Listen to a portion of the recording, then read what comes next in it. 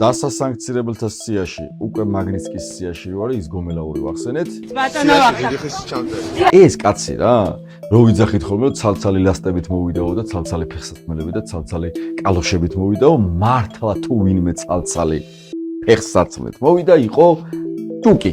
ბიჭო, სადიშოა ეს. მე რო გიკვირს დაგასანქცეს, მოდი განახო მაგის სახლი, მოგეწონება, ვიტო. ფეხბურთის მოედანი არ გეგონოს. გომელაურის სახლი, რომელიც მილიონობით დაუჯდა, პოლიციელებს პირი რო დაგიღიათ, ბიჭო და დაასდევთ ამ აქტივისტებს, თვითონ იშოვა მილიონები და თქვენ ბანკომატთან გახართ, იმედან აქვია ხელფასიდან ხელფასადმე და რაც გერიცხებათ, იმის 30-40% უკვე ჩამოჭრილი რომ მიხვედი, უკვე ვერ ასწრებ გამოტანას, იმიტომ რომ ბანკმა წაგართვა.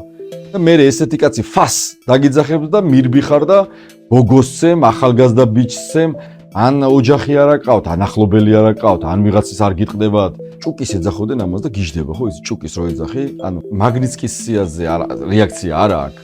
მაგრამ ჭუკის გადაფსიხდება ხოლმე. ჭუკის რატო ეძახოდნენ, ხო, იცი, ეძინებოდა ხოლმე. ადრე ხო ეგ მუშაობდა სამთავრობო დაცვაში, რა. და პოსტზე ეძინებოდა ხოლმე, რა ესე. ჭუკივით.